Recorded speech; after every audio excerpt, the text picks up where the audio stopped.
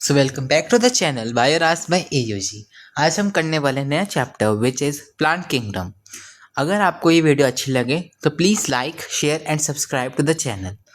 I will request to open your NCERT books of chapter plant kingdom. So let's begin. तो देखो, सबसे पहले वो क्या बता रहे हैं हमें।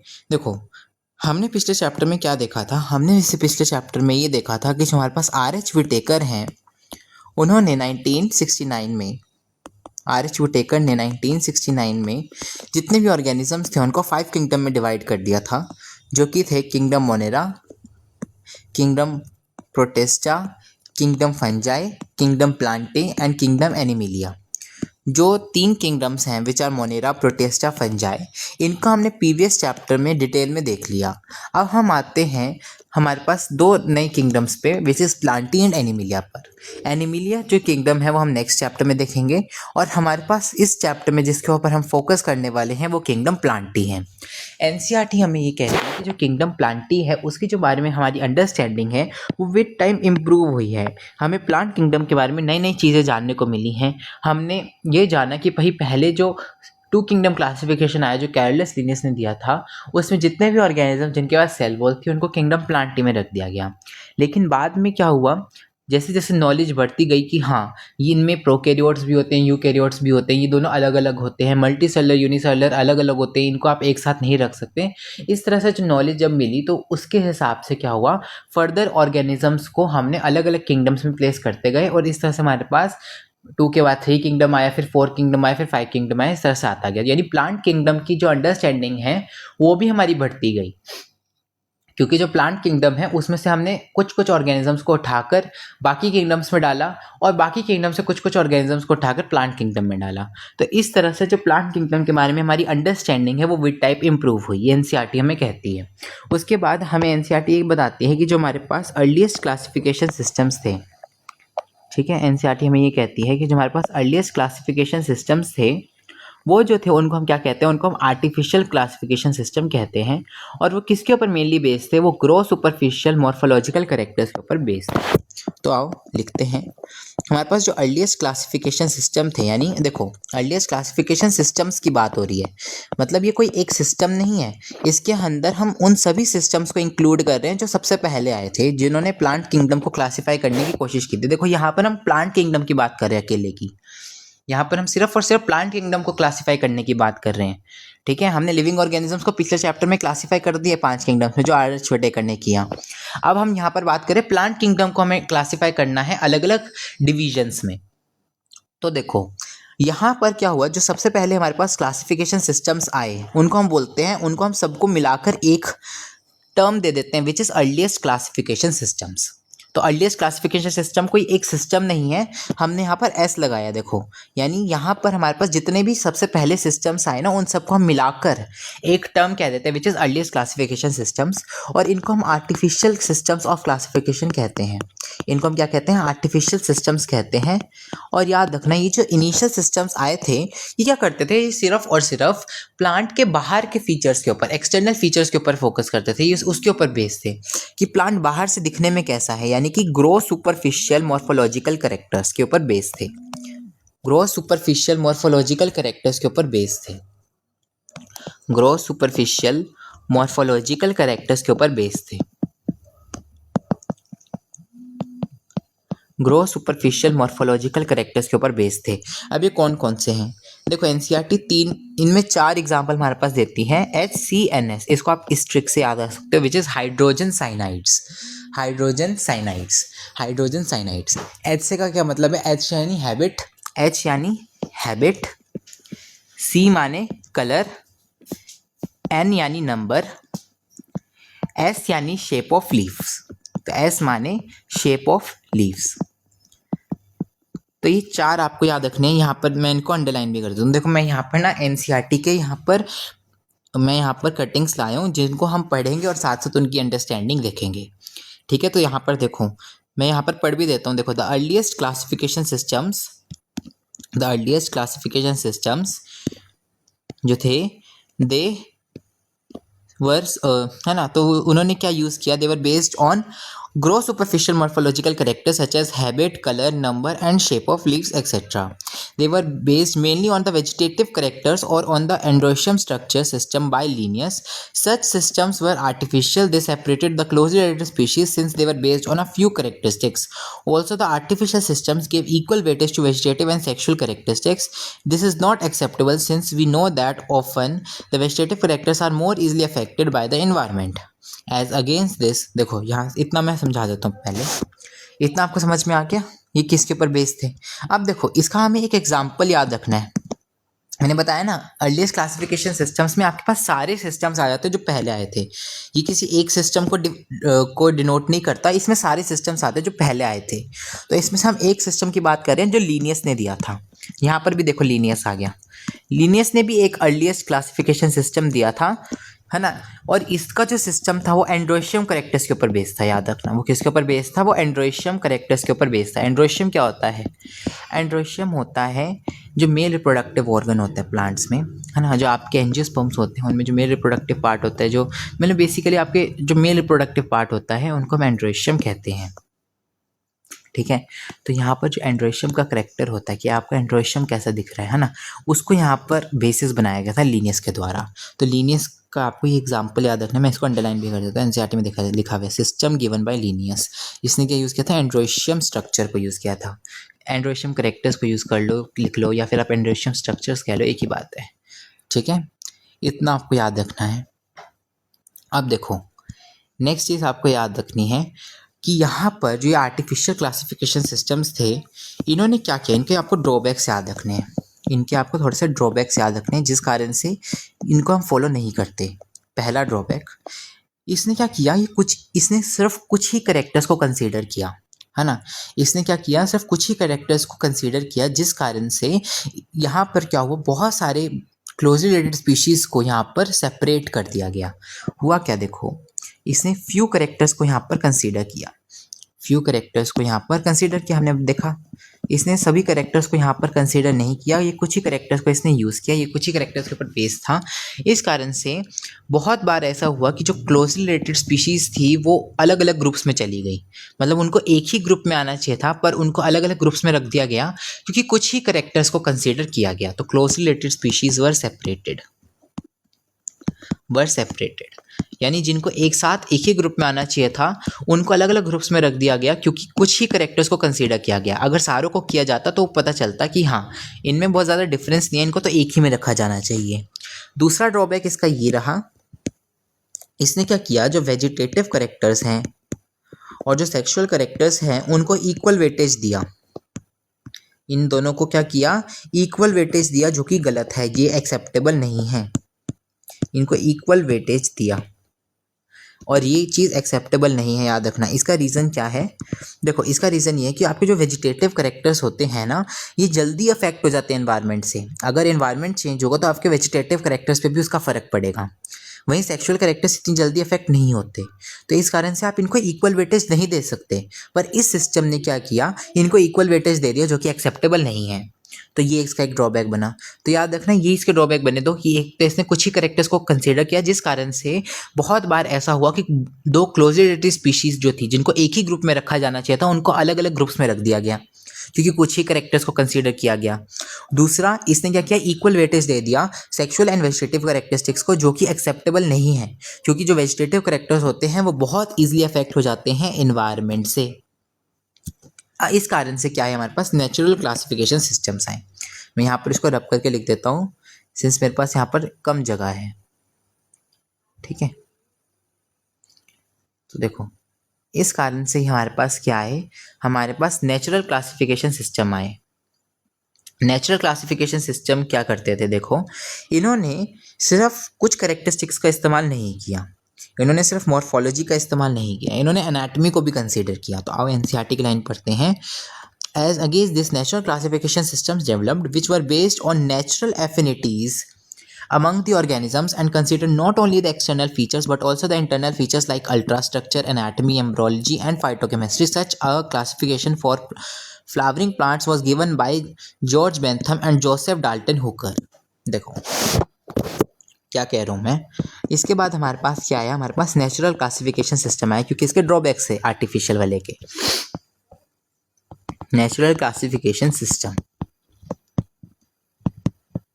जो नेचुरल क्लासिफिकेशन सिस्टम था ये किसके ऊपर बेस्ड था, याद रखना। ये किन किन चीज़ों के ऊपर बेस्ड था? 4 चीज़ें आपको याद रखनी है। एक तो आपको याद रखना है अल्ट्रा स्ट्रक्चर, एक आपको याद रखना है एनाटमी, एक आपको याद रखना है एम्ब्रियोलॉजी, एक आपको याद रखना है मॉर्फोलॉजी, और एक आपको याद रखना है फाइटोकेमिस्ट्री। क्योंकि इन्होंने बोला ना कि ये सिर्फ मॉर्फोलॉजी के ऊपर बेस नहीं था, मतलब मॉर्फोलॉजी तो ये लेता था, लेकिन इनके साथ 4 और लेता था, तो मॉर्फोलॉजी भी आप लिखोगे ही, ठीक है, फाइटोकेमिस्ट्री, तो इनके ऊपर बेस था, याद रखना। मॉर्फोलॉजी, एनाटमी तो वैसे याद रह जाएगा। एम्ब्रियोलॉजी क्या होती है? देखो, एम्ब्रियोलॉजी होती है study of growth of embryo, है ना। एम्ब्रियोलॉजी में क्या होता है, आप एम्ब्रियो को स्टडी किया जाता है ना। एम्ब्रियो कैसा है, उसके फीचर्स कैसे हैं, उन सबको स्टडी किया जाता है, उसकी ग्रोथ कैसे हो रही है, उसमें कैसे कैसे ऑर्गन्स डेवलप हो रहे हैं, वो सब चीज़ें देखी जाती है। फाइटोकेमिस्ट्री, फाइटोकेमिस्ट्री नाम से समझ में आता है, फाइटो मीन्स प्लांट्स, केमिस्ट्री यानी केमिकल्स। तो यहाँ पर प्लांट के केमिकल्स को इस्तेमाल किया जाता है पता लगाने के लिए कि सेम ग्रुप में आने चाहिए या फिर नहीं आने चाहिए, है ना। तो यहाँ पर एक फाइटोकेमिस्ट्री क्या होता है, प्लांट के केमिकल्स के बारे में यहाँ पर स्टडी किया जाता है।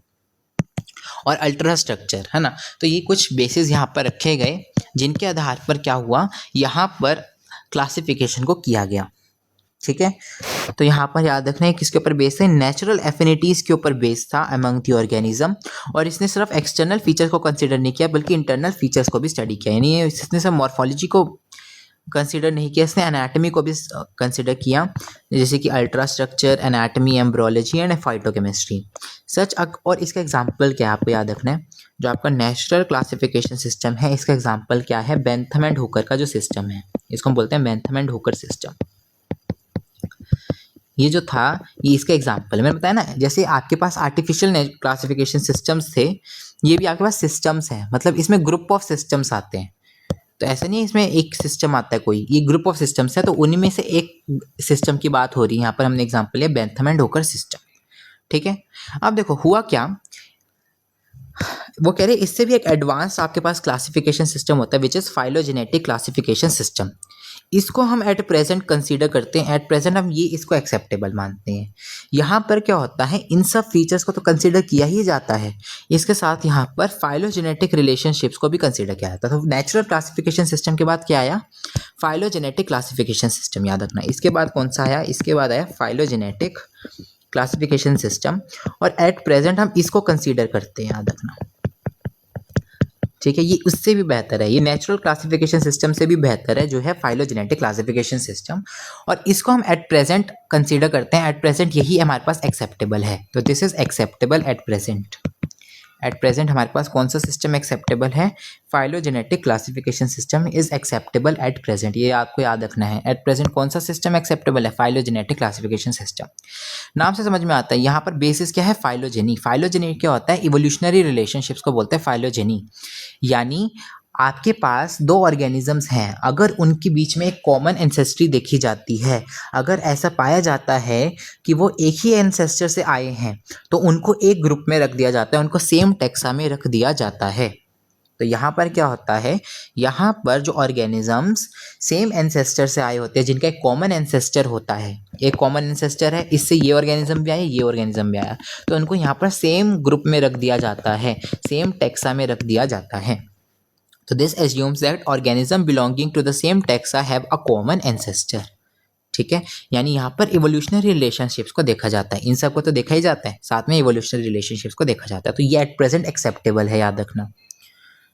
तो एट प्रेजेंट कौन सा एक्सेप्टेबल है, फाइलोजेनेटिक क्लासिफिकेशन सिस्टम्स। उसके बाद देखो, अब वो ये कह रहे हैं यहाँ पर जो फाइलोजेनेटिक क्लासिफिकेशन सिस्टम होते हैं ना, उनके लिए फॉसिल एविडेंस बहुत ज़रूरी होता है हमारे पास। ये चीज़ हम इवोल्यूशन में पढ़ेंगे भी कि फॉसिल्स क्या होते हैं। फॉसिल्स होते हैं जैसे हमारे पास कितनी ऐसी प्रजातियां हैं जो आई चली गई, मतलब वो मर गई, लेकिन उनके जो रिमेन्स हैं वो बच गए, है ना, उनकी जो हड्डियों के ढांचे हैं वो पत्थरों के ऊपर छप गए, उनको बोलते हैं हम फॉसिल्स। और यही फॉसिल्स जो होते हैं वो एक एविडेंस की तरह काम करते हैं कि हाँ ये स्पीशीज़ जो थी, ये जो ऑर्गेनिजम्स थे, ये जो प्रजाति थी कभी एग्जिस्ट करती थी और ये विद टाइम एक्सटिंक्ट हो गई। इन्हीं फॉसिल्स को यहाँ पर इस्तेमाल किया जाता है फाइलोजेनेटिक क्लासिफिकेशन में, ये फॉसिल्स को यहाँ पर एविडेंस की तरह यूज़ किया जाता है। अब वो एनसीईआरटी ये कह रही है कि प्रॉब्लम तब आती है जब आपके पास फॉसिल एविडेंस नहीं होता।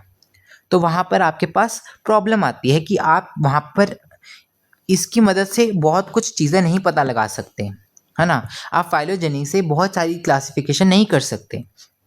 आपके पास वहाँ पर अगर आपके पास सपोर्टिंग फॉसिल एविडेंस नहीं है तो वहाँ पर आपके पास क्लासिफिकेशन में दिक्कत आएगी, फाइलोजेनेटिक क्लासिफिकेशन सिस्टम में दिक्कत आएगी।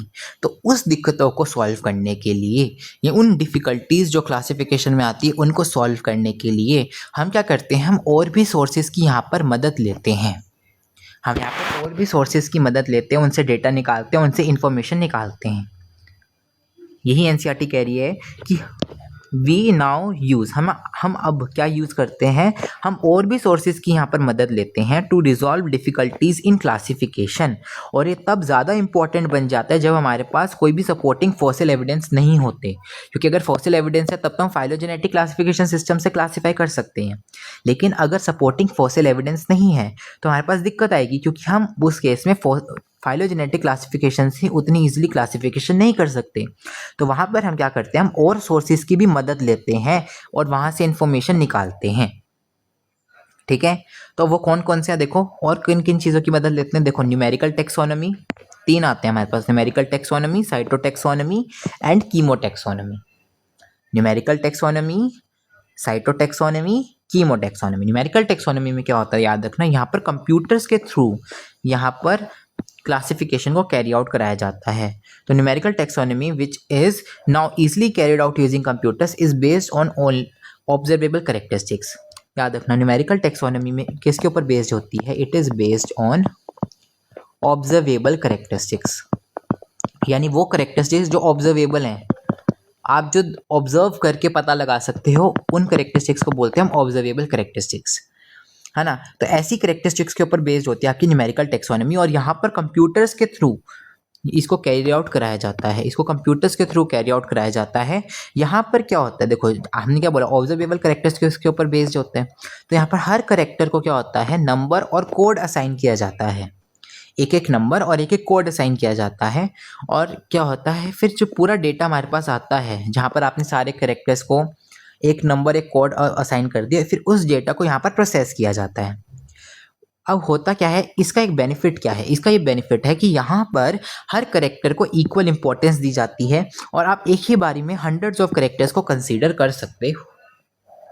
समझे। न्यूमेरिकल टेक्सोनॉमी के फ़ायदा क्या हैं, 2 फ़ायदे हैं। एक तो यहाँ पर आप हर करेक्टर को इक्वल वेटेज दे सकते हो, है ना, क्योंकि आपने हर करेक्टर को एक एक नंबर एक एक कोड असाइन कर दिया, तो आप हर करेक्टर को एक इक्वल वेटेज दे रहे हो, आप किसी को भी इंपॉर्टेंस नहीं दे रहे किसी के ऊपर, है ना, आप सबको इक्वल इंपॉर्टेंस दे रहे हो, सबको इक्वल वेटेज दे रहे हो। और यहाँ पर आप एक ही समय पर, क्योंकि यहाँ पर कंप्यूटर्स का काम लिया जा रहा है, यहाँ पर कंप्यूटर्स की मदद ली जा रही है। अगर मैनुअली होता है ये चीज़ तो आप हर इतने सारे करेक्टर्स को एक टाइम पे कंसीडर नहीं कर पाते, लेकिन क्योंकि यहाँ पर कंप्यूटर्स की मदद दी जाती है तो आप हंड्रेड्स ऑफ करेक्टर्स को इस्तेमाल कर सकते हो, उनको मदद में ले सकते हो, एक ही समय पर उनको कंसीडर कर सकते हो। तो इसको बोलते हैं हम न्यूमेरिकल टेक्सोनॉमी। नेक्स्ट आती है साइटोटेक्सोनॉमी। साइटो का मतलब होता है सेल, यानी जब आप साइटोलॉजिकल इन्फॉर्मेशन, सेल की इन्फॉर्मेशन को आधार बनाते हो क्लासिफिकेशन के लिए, उसको बोलते हैं साइटोटेक्सोनॉमी। तो साइटोटेक्सोनॉमी किसके ऊपर बेस्ड होती है, साइटोलॉजिकल इन्फॉर्मेशन, सेल की इन्फॉर्मेशन, जैसे कि सेल के अंदर कितने क्रोमोसोम का नंबर है ना, उन क्रोमोसोम का स्ट्रक्चर कैसा है, उनका बिहेवियर कैसा है। ये तो नाम से समझ में आ रहा है, साइटोटेक्सोनॉमी साइटोलॉजिकल इन्फॉर्मेशन के ऊपर बेस्ड है। ठीक है। और कीमोटेक्सोनॉमी, कीमो यानी केमिकल, तो ये केमिकल कॉन्स्टिट्यूएंट्स को यूज़ करती है, याद रखना, नाम से समझ में आ रहा है, कीमो यानी केमिकल, तो केमिकल कॉन्स्टिट्यूएंट्स को इस्तेमाल करती है प्लांट के to resolve confusions and also use by taxonomies these days. आज के समय में ये बहुत सारे टेक्सोनॉमीज द्वारा यूज़ किया जाता है। तो ये 2 पैरा आई होप समझ में आ गया होगा। अब नेक्स्ट आता है, देखो ये हमने देख लिया कि कौन कौन से क्लासिफिकेशन सिस्टम्स हैं, पहले कौन से आए, बाद में कौन से आए, हम और किन किन सोर्सेज की मदद लेते हैं जहाँ पर हमारे पास डिफ़िकल्टीज आती है क्लासिफिकेशन में, स्पेशली जब हमारे पास फॉसिल एविडेंस नहीं होते। वो हमने देख लिया 3, न्यूमेरिकल टेक्सोनॉमी, साइटोटेक्सोनॉमी, कीमोटेक्सोनॉमी। अब हम देखने वाले हैं, ठीक है, हमने क्लासिफिकेशन कर ली, है ना, हमने क्लासिफिकेशन सिस्टम्स देख लिया, हमने क्लासीफाई भी कर दिया। तो अब कैसे क्लासीफाई किया है हमने प्लांट किंगडम को, वो कौन कौन से डिविजन्स हैं जिनमें हमने प्लांट किंगडम को क्लासीफाई किया है। तो देखो हमारे पास क्या होता है, जैसे किंगडम होता है, फिर फाइलम आता है, हम पढ़ते हैं ना, की, पॉट, क्लीन और फैमिली, गेट, ये इसकी ट्रिक होती है। तो kingdom, phylum, class, order, family, genus, species. तो किंगडम के बाद फाइलम आता है, पर ये फाइलम जो आता है ना वो किसके लिए आता है? एनिमल्स के लिए। जो प्लांट्स होते हैं उनके लिए यहाँ पर डिवीजन आता है। किंगडम के बाद क्या आता है? डिवीजन। तो याद रखना यहाँ पर हम क्या करते हैं अपने प्लांट किंगडम को। देखो हमने क्लासिफिकेशन सिस्टम्स देख लिया, हमने ये देख लिया कि कौन कौन से ऐसे क्लासिफिकेशन सिस्टम्स होते हैं जिनकी मदद से हम क्लासीफाई करते हैं अपने प्लांट किंगडम को। अब हम देखने जा रहे हैं कि हम किन में क्लासीफाई करते हैं अपने प्लांट किंगडम को, वो कौन कौन से डिविजन्स हैं। तो देखो ये डिविजन्स हैं जिनमें हम अपने प्लांट किंगडम को क्लासीफाई करते हैं। कैसे कैसे हमने किया वो हमने देख लिया, है ना, कि पहले ये सिस्टम आया जिसने प्लांट किंगडम को क्लासीफाई किया, फिर ये आया, फिर ये आया, तो वो हमने देख लिया। अब जो प्रेजेंटली हमारे पास सिस्टम है, क्लासिफिकेशन सिस्टम है, वो कैसे क्लासीफाई करता है प्लांट किंगडम को, वो हम देख रहे हैं। कि देखो यहाँ पर हमारे पास प्लांट किंगडम है जो है उसको हमने 5 डिविजन्स में क्लासीफाई किया है। ठीक है, algae, bryophyta, pteridophyta, gymnosperms and angiosperms. ठीक है, ये आपको याद रखना है। अब देखो सबसे पहले हम स्टार्ट करते हैं विद एल्गी। एल्गी को हम क्या बोलते हैं? थैलोफाइटा। एल्गी को हम थैलोफाइट्स भी कहते हैं, वेरी इंपॉर्टेंट। अब देखो सबसे पहले हम एनसीईआरटी पढ़ते हैं। एल्गी जो होते हैं ये क्या होते हैं? क्लोरोफिल बियरिंग होते हैं, सिंपल होते हैं, थैलोइड होते हैं, ऑटोट्रॉफिक होते हैं, लार्जली एक्वेटिक होते हैं, बहुत fresh water and marine organisms होते हैं। They occur in a variety of other habitats, moist stones, soils and wood. Some of them also occur in association with fungi in form of lichens and animals, example on sloth bear. देखो algae का दूसरा नाम ही है Thallophyta. इसका नाम इसलिए आया क्योंकि देखो फाइटा मीन्स प्लांट, क्योंकि प्लांट किंगडम का मेंबर है। थैलो मीन्स थैलस। तो याद रखना, यहाँ से भी आप याद रख सकते हो कि ये हमारा जो एल्गी होता है ये इसकी थैलस बॉडी होती है, थैलोइड होता है। थैलस का मतलब क्या होता है?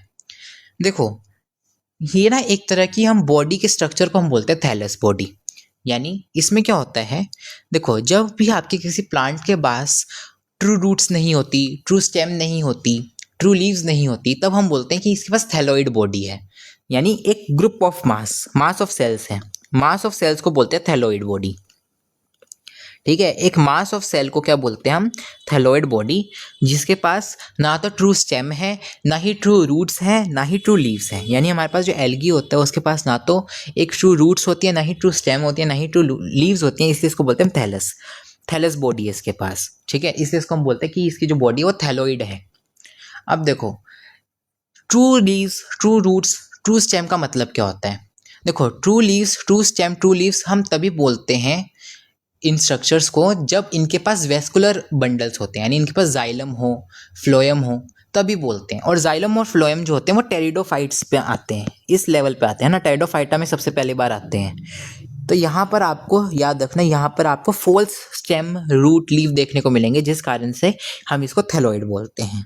ठीक है, अब यानी और दूसरा आपको याद रखना है, देखो प्लांट है तो क्लोरोफिल तो हो गई, फोटोसिंथेटिक है ये, तो क्लोरोफिल बियरिंग तो होंगे ही, ये तो सभी क्लोरोफिल बियरिंग होंगे। ऑटोट्रॉफिक है क्योंकि प्लांट किंगडम में मेंबर्स हैं। लार्जली एक्वेटिक, देखो एल्गी जो होते हैं ये लार्जली जो होते हैं एक्वेटिक होते हैं। हालांकि ये कुछ कुछ जगह पर आपको मॉइस्ट स्टोन्स पे भी देखने को मिलेंगे, सॉइल्स पे भी देखने को मिलेंगे, है ना, गीली लकड़ियों पे भी देखने को मिलेंगे, लेकिन ज़्यादातर वो कह रहे हैं कि जो आपको ये देखने को मिलते हैं वो पानी में ही देखने को मिलते हैं, फ्रेश वाटर में भी देखने को मिलते हैं और समुद्र में भी देखने को मिलते हैं। ठीक है, अब वो ये कह रहे हैं कि हमने पिछले चैप्टर में भी ये चीज़ पढ़ी थी कि एल्गी और फंजाई जो होते हैं इनका जो सिम्बायोटिक रिलेशन होता है उसको क्या बोलते हैं? लाइकन। तो कह रहे हैं some of them also occur in association with fungi, fungi के साथ एसोसिएशन में मिलते हैं जैसे कि लाइकन। ऑल्सो याद रखना कुछ कुछ एल्गी जो होती है वो एनिमल्स के ऊपर भी उगती है, जैसे स्लोथ बियर। आपको पता होगा स्लोथ बियर जो होता है वो बहुत ज़्यादा स्लो होता है ना, उसको बहुत लेजी माना जाता है, तो याद रखना उसके ऊपर भी एल्गी उग जाती है, उसके ऊपर भी एल्गी उग जाती है। तो ये आपको याद रखना है, एनिमल्स के ऊपर भी एल्गी उग जाती है। ठीक है, तो ये पैरा आपको याद रहेगा।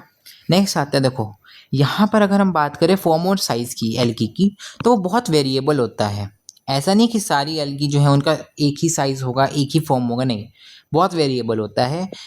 ये कॉलोनियल भी हो सकते हैं जैसे कि वॉल्वॉक्स, फिलामेंटस भी हो सकते हैं जैसे कि Ulothrix and Spirogyra. A few of marine form such as kelps form massive plant bodies. देखो मैं इसके लिए वो भी लाया हूँ एनसीईआरटी के डायग्राम्स। देखो मैं एनसीईआरटी के डायग्राम्स भी लाया हूँ। ये क्या है? कॉलोनियल फॉर्म है, ये जो है कॉलोनियल फॉर्म है, कॉलोनी है ना, यहाँ पर देखो कॉलोनी बना रखी है इस तरह से, बहुत सारे हैं एल्गी ने। ये किसका एग्जाम्पल है? ये वॉलवॉक्स का एग्जाम्पल है। ये किसका एग्जाम्पल है? वॉलवॉक्स का एग्जाम्पल है। तो देखो ये जो आपको अंदर अंदर दिख रहे हैं, ये जो दिख रहे हैं अंदर अंदर, ये डॉटर कॉलोनी है। और जो बाहर दिख रहे हैं आपको, जो ग्रीन ग्रीन से बन रहे हैं, ये जो कॉलोनी बन रही है बाहर ग्रीन वाले एल्गी से, वो है आपकी पेरेंट कॉलोनी। तो ये जो कॉलोनियल फॉर्म है वो कौन है? वॉलवॉक्स। वॉलवॉक्स इसका एग्जाम्पल है। ये जो एग्जाम्पल दे रखे है वो किसका एग्जाम्पल दे रखा है? फिलामेंटस का। ये आपको यूलोथ्रिक्स का एग्जाम्पल दे रखा है। फिलामेंटस यानी देखो फिलामेंट जैसा नहीं लग रहा है, ये लंबी लंबी सी धागे जैसे स्ट्रक्चर्स हैं, इनको बोलते हैं यूलोथ्रिक्स। स्पायरोगायरा देखो एनसीईआरटी में डायग्राम दे नहीं रखा, पर मैं आपको बना के दिखा देता हूँ। स्पायरोगायरा ऐसा दिखता है, इसका रिबन शेप्ड होता है इस तरह से, इस तरह से, ठीक है। तो ये लंबा लंबा होता है देखो इस तरह से, फिलामेंट जैसा होता है, ये आपका स्पायरोगायरा है, ठीक है। तो इस तरह से देखो यहाँ पर लिखा है कॉलोनियल फॉर्म कौन सी है? वॉलवॉक्स। फिलामेंटस फॉर्म कौन सी है? Ulothrix and spirogyra. अब देखो अगर यहाँ पर कल्प का एग्जाम्पल भी लिखा है, इसको आप कल्प वृक्ष से याद रख सकते हो। आपने सुना होगा कल्प वृक्ष बहुत लंबा वृक्ष होता है, बहुत बड़ा वृक्ष होता है ना, जिससे जो मांगो वो मिल जाता है। तो उससे आप याद रख सकते हो कि जो कल्प्स होते हैं वो भी बहुत मैसिव प्लांट बॉडीज होती हैं। ये कई कई मीटर लंबे होते हैं। ये बिल्कुल ये समुद्र में मिलते हैं, और ये कल्प जो होते हैं ये एल्गी ही होती है, और ये कहीं कहीं फीट कहीं कहीं मीटर लंबे होते हैं, बहुत लंबे लंबे होते हैं ये। तो ये आपको याद रखना है, ब्राउन में आते हैं, ब्राउन एल्गी के एग्जाम्पल में आते हैं ये, और ये बहुत बहुत लंबे होते हैं। तो इसको आप कल्प वृक्ष से याद रख सकते हो। जैसे कल्प वृक्ष बहुत लंबा है, तो ये भी बहुत लंबे लंबे मैसिव प्लांट बॉडीज होती हैं कल्प, ठीक है। उसके अलावा देखो अगर हम बात करें, जो एल्गी होते हैं याद रखना, ये रिप्रोड्यूस कैसे करते हैं? वेजिटेटिवली भी रिप्रोड्यूस करते हैं, एसेक्सुअल तरीके से भी रिप्रोड्यूस करते हैं, और सेक्सुअल मेथड से भी रिप्रोड्यूस करते हैं। तो याद रखना अगर हम इनमें बात करें रिप्रोडक्शन की, तो ये कैसे कैसे रिप्रोड्यूस करते हैं? वेजिटेटिवली भी करते हैं, वेजिटेटिव मीन्स से भी करते हैं, एसेक्सुअल मीन्स से भी करते हैं, एंड सेक्सुअल मीन्स से भी करते हैं। अब वेजिटेटिव कैसे मीन्स से करते हैं? देखो फ्रेगमेंटेशन से करते हैं, जैसे फिलामेंटस फॉर्म्स बताई मैंने से, यूलोथ्रिक्स हो गई है ना, स्पायरोगायरा होगी, तो इनमें फ्रेगमेंटेशन से हो सकता है। लिखा भी है देखो फ्रेगमेंटेशन।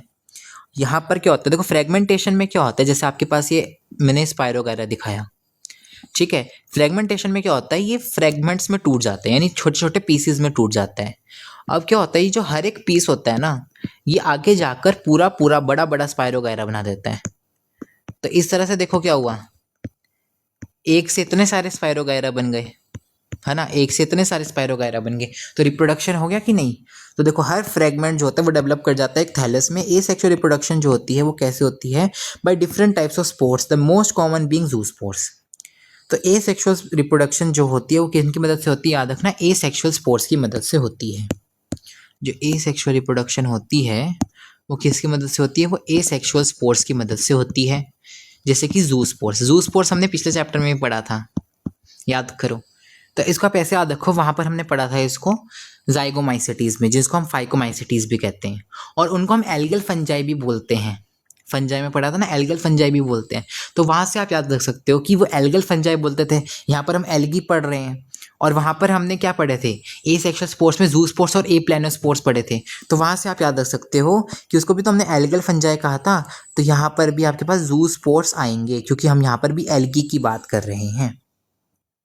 तो याद रखना है जो एसेक्सुअल रिप्रोडक्शन होती है वो एसेक्सुअल स्पोर्स की मदद से होती है, और सबसे कॉमन जो है उनमें वो है ज़ूस्पोर्स। होते तो बहुत सारे अलग अलग तरह के स्पोर्ट्स हैं, लेकिन सबसे ज़्यादा कॉमन जो देखने को मिलते हैं एसेक्सुअल स्पोर्स वो होते हैं ज़ूस्पोर्स, ठीक है। ये जो है फ्लैजिलेटेड होते हैं, मोटाइल होते हैं, और ये जो होते हैं जर्मिनेशन करके नए प्लांट्स बना सकते हैं। तो दे आर फ्लैजिलेटेड, मोटाइल, मैंने बताया ना, एप्लानोस्पोर्स नॉन मोटाइल होते हैं, ज़ूस्पोर्स तो मोटाइल होते हैं, एंड ऑन जर्मिनेशन ये क्या करते हैं? नए प्लांट्स बना देते हैं। तो पिछले चैप्टर में हमने पढ़ा था ना ज़ूस्पोर्स मोटाइल होते हैं, तो वो यहाँ पर भी लगेगा कंसेप्ट, ऐसे याद रख लो। अब देखो सेक्सुअल रिप्रोडक्शन की अगर हम बात करें वो कैसे होता है? अगेन जैसे सब में होता है, फ्यूजन ऑफ गैमीट्स से होता है, फ्यूजन ऑफ टू गैमीट्स से होता है। ये जो गैमीट्स होते हैं ये फ्लैजिलेटेड भी हो सकते हैं और नहीं भी हो सकते हैं, ठीक है। और ये सेम साइज़ के हो भी सकते हैं और नहीं भी हो सकते हैं। तो आओ इसकी हम बात करते हैं, इसको मैं ट्रिक्स से याद कराऊंगा। देखो मैं इसको रब कर देता हूँ यहाँ पर, इसको मैं ट्रिक से याद कराऊंगा। देखो, ठीक है। अगर हम बात करें यहाँ पर गैमीट्स की, देखो गैमीट्स जो होते हैं यहाँ पर, गैमीट्स के केस में यहाँ पर 3 कंडीशन देखने को मिलती है, आइसोगैमस,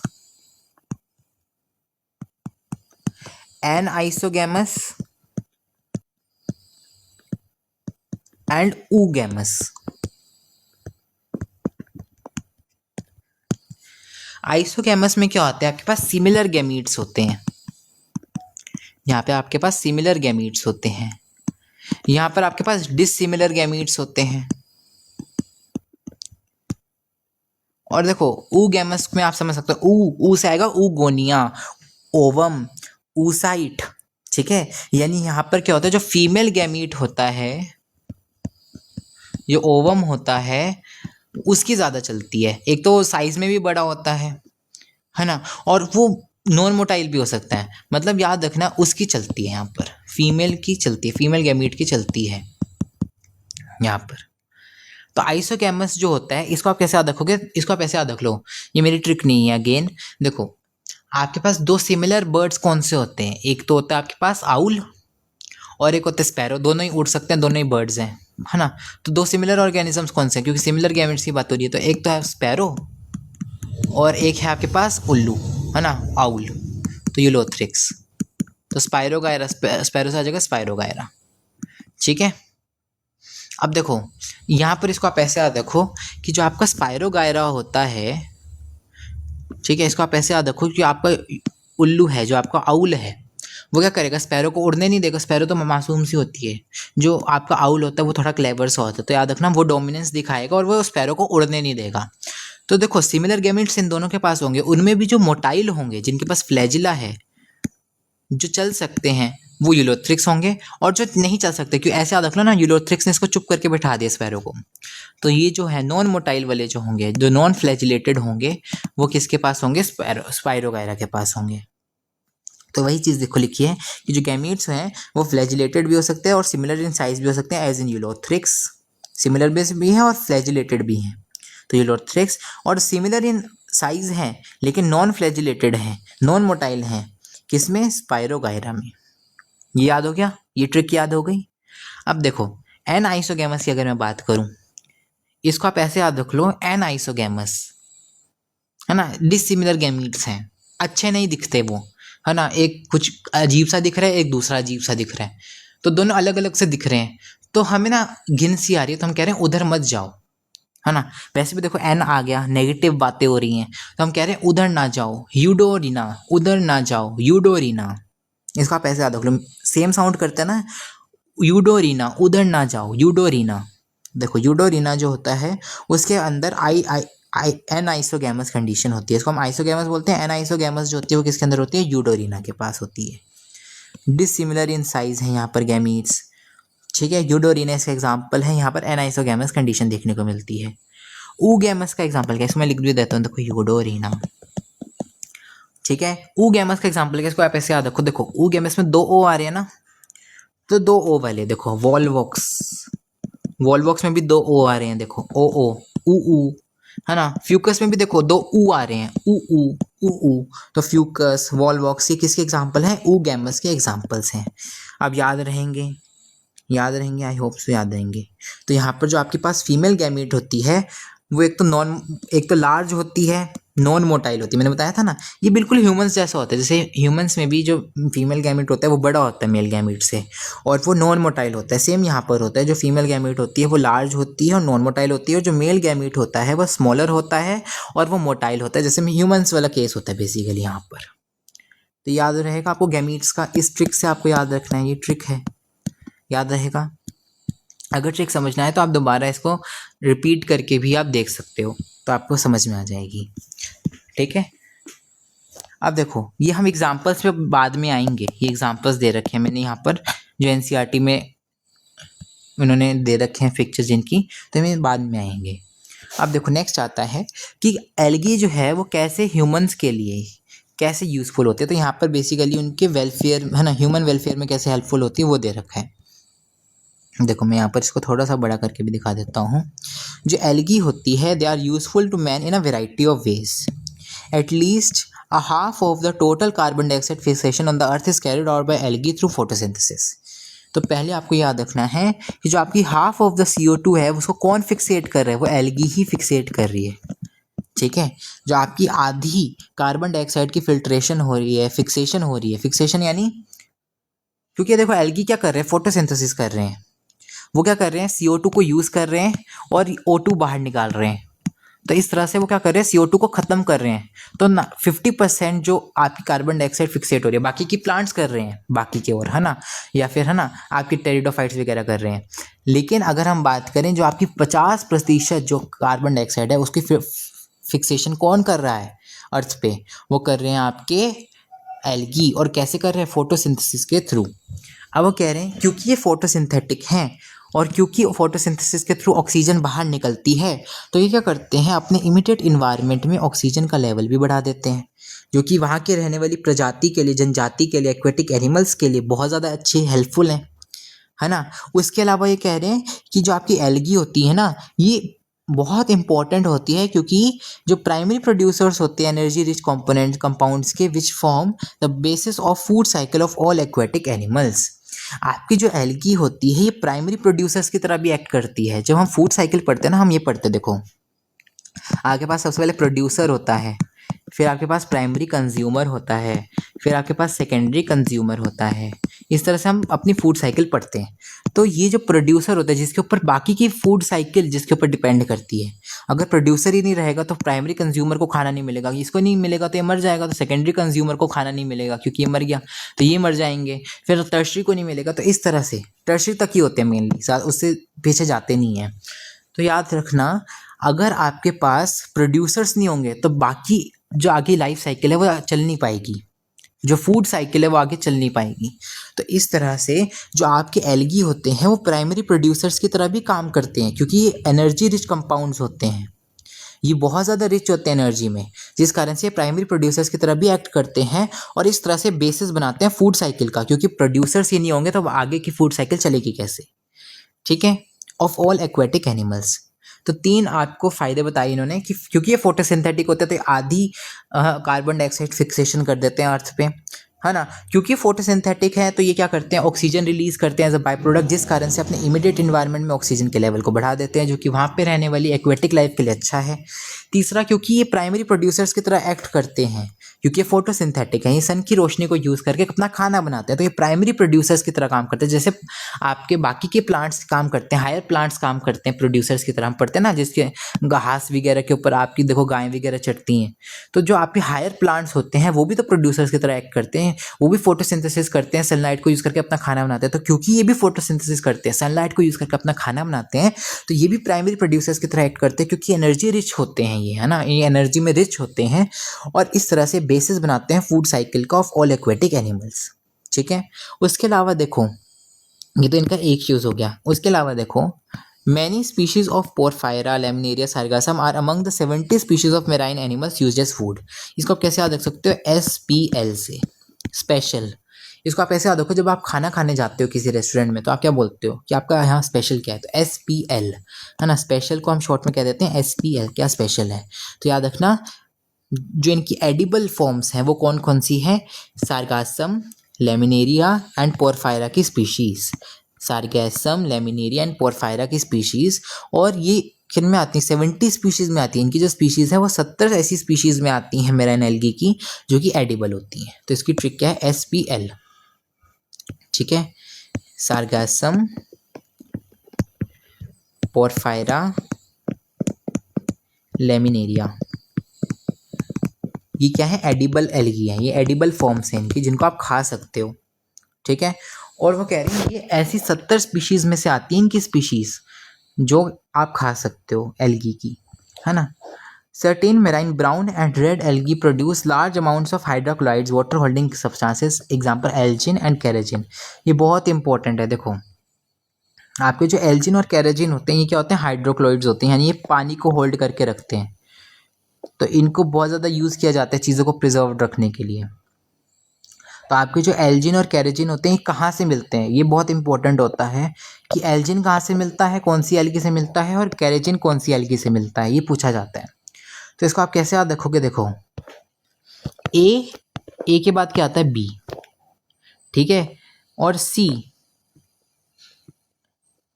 ठीक है, 2 मिनट रुको, सी के बाद क्या आता है डी। तो देखो ए के बाद क्या आता है बी और सी के बाद क्या आता है डी। एल्जिन, एल्जिन ए से होता है, तो ए के बाद बी आता है तो बी से आ जाएगा ब्राउन। तो एल्जिन जो है वो ब्राउन एल्गी से मिलता है, ठीक है, एल्जिन जो मिलता है आपको वो ब्राउन एल्गी से मिलता है। और जो केरोजिन है सी से शुरू होता है, सी के बाद क्या आता है डी। तो डी किस में आता है, ब्राउन में या रेड में, रेड में आता है ना डी, तो याद रखना ये रेड एल्गी से मिलता है। तो केरोजिन आपको रेड एल्गी से मिलता है, एल्जिन जो है वो आपको ब्राउन एल्गी से मिलता है। ईजी। अब देखो एक और चीज़, अगार किससे मिलता है, अगार जो होता है इसको जेलीज और आइसक्रीम्स बनाने में यूज़ किया जाता है। आपने पढ़ा भी होगा, जो आपकी अगार होते हैं ना, एग्रोस जेल हम पढ़ते हैं, इसको हम इलेक्ट्रोफोरेसिस में भी यूज़ करते हैं, जेल इलेक्ट्रोफोरेसिस। तो याद रखना जो आपके अगार होता है ना, अगार इसको आइसक्रीम्स और जेलीज बनाने के लिए यूज़ किया जाता है। और ये भी आपको एल्गी से ही मिलता है, which is gracilaria and gelidium, ठीक है। देखो अगार में नाम में ही आ रहा है, अगार के नाम में आ रहा है गार, गार से क्या आ जाएगा ग्रेसिलेरिया, है ना। आपने आर को इधर कर दिया, ए को इधर कर दिया, तो ग्रा हो गया, ग्रा, गार का क्या हो गया ग्रा। तो ग्रा से आप याद रख सकते हो ग्रेसिलेरिया। तो ग्रेसिलेरिया और जेलिडियम से जेलीज बनाने में यूज़ होता है, तो इसलिए जेलिडियम। तो जेलिडियम और ग्रेसिलेरिया जो है इनसे मिलता है आपको अगार, और इनको आप आइसक्रीम्स और जेलीज बनाने के लिए यूज़ करते हो। कैसे याद रखोगे, अगार में क्या आ रहा है, गार आ रहा है, गार से क्या बनेगा ग्रा, आपने आर को इधर कर दिया, ए को इधर कर दिया, ग्रा से क्या बनेगा ग्रेसिलेरिया। और क्योंकि जेलीज बनाने में याद आता है तो काम आता है, तो इसलिए जेलिडियम आ जाएगा। तो जेलिडियम और ग्रेसिलेरिया से आपको मिलता है अगार, और इसको आप आइसक्रीम्स और जेलीज बनाने के लिए यूज़ करते हो। इसके अलावा जो क्लोरेला होता है, याद रखना, ये आपका स्पेस एल्गी होता है, इसको हम स्पेस एल्गी कहते हैं, क्योंकि ये ना बहुत ज़्यादा रिच होता है प्रोटीन में, ये हाईली रिच होता है प्रोटीन में। तो इसको एज अ फूड सप्लीमेंट खाने के लिए जो आपके स्पेस ट्रैवलर्स होते हैं, जो एस्ट्रोनॉट्स होते हैं, वो इसको यूज़ करते हैं ताकि इनको प्रोटीन मिलता रहे स्पेस में भी। तो ये बहुत ज़्यादा प्रोटीन में रिच होते हैं, याद रखना क्लोरेला। तो क्लोरेला को आप स्पेस एल्गी भी कहते हो, ठीक है, जब क्लोरेला होती है, याद रखना है आपको ये, ठीक है। उसके अलावा आपको याद रखना है जो आपकी एल्गी होती है, ये इसके यही यूजेस हैं, ठीक है। अब देखो जो आपकी एल्गी होती है ना, इसको हम डिवाइड करते हैं इंटू 3। ये देखो मैं लिख देता हूँ यहाँ पर, इसको आप 3 मेन क्लासेस में डिवाइड करते हो। ये क्या है इसकी classes, which are green algae, red algae, brown algae. 3 तरह की एल्गी होती है, रेड एल्गी होती है, ग्रीन एल्गी होती है, ब्राउन एल्गी होती है। ग्रीन एल्गी का दूसरा नाम होता है क्लोरोफाइसी, रेड एल्गी का दूसरा नाम होता है रोडोफाइसी, मिलता जुलता नाम है, रेड रोडो, रेड रोडो, रेड रोडो।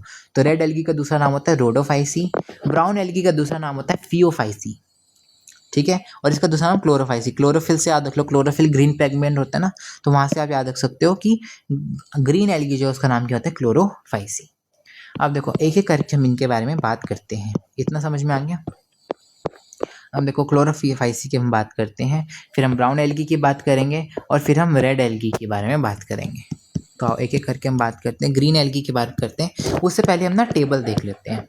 अगर आपको वो टेबल समझ में आ गया तो आपके लिए ये काम ईजी हो जाएगा। देखो एनसीईआरटी में एक टेबल दे रखा है, divisions of algae and their main characteristics. यहाँ पर ना आपको दे रखी हैं क्लोरोफाइसी, फियोफाइसी, रोडोफाइसी। इधर करेक्टर्स दे रखे हैं जिनकी बात हो रही है, common name, major pigments, stored food, cell wall, flagellar number and positions of insertion, habitat. तो आओ एक एक करके हम बात करते हैं। देखो अगर हम बात करें क्लोरोफाइसी, इसका कॉमन नाम क्या है ग्रीन एल्गी, फियोफाइसिस का कॉमन नाम क्या है ब्राउन एल्गी, इसका रोडोफाइसी का जो कॉमन नाम है वो है रेड एल्गी, हमने देख लिया अभी। मेजर पिगमेंट्स कौन से मिलते हैं, देखो यहाँ पर मिलता है आपके पास क्लोरोफिल ए। देखो क्लोरोफिल ए सब में है, ठीक है। क्लोरोफिल ए आपको रेड में भी देखने को मिलेगा, ग्रीन में भी देखने को मिलेगा, और ब्राउन में भी देखने को मिलेगा, ठीक है। अब आपको याद रखना है, इसको आप ऐसे याद रख लो, green brown red, green brown red, GBR से याद रख लो, ठीक है। गब्बर से याद रख लो GBR। सीक्वेंस इसलिए कह रहा हूँ कि अब आप क्या करोगे, ए आपने सब में लिख दिया, फिर आप BCD लिख दो। जैसे हम ABCD लिखते हैं तो पहले ए लिख दो सब में, और फिर बी लिख दो, फिर दूसरे में सी लिख दो, फिर तीसरे में डी लिख दो।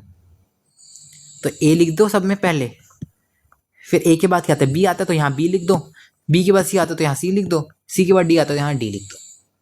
लेकिन उसके लिए आपको पता होना चाहिए ना, कहीं आप अगर मान लो आपने ये सीक्वेंस नहीं आ जाए कि हम ग्रीन पहले लिख रहे हैं, फिर हम ब्राउन ले रहे हैं, फिर रेड ले रहे हैं, तो आप क्या करोगे, आपको पता नहीं चलेगा कि ए और बी किस में है, ये रेड में है, ब्राउन में है, ग्रीन में है ना, ए और सी किस में है, ए और डी किस में है, तब आपको पता नहीं चलेगा, फिर कोई फ़ायदा नहीं रहा इस ट्रिक का। तो सीक्वेंस याद रहे कि हाँ पहला कौन सा आपके पास ग्रीन, दूसरा जो है आपके पास कौन सा ब्राउन, तीसरा जो आपके पास रेड, तो उसके लिए मैंने याद रख रहा है, ठीक है। तो इसको आप गब्बर से आप याद रख सकते हो। तो ए बी किस में होता है, ग्रीन में, ए सी किस में होता है, ब्राउन में, और ए डी किस में होता है, रेड में, ठीक है।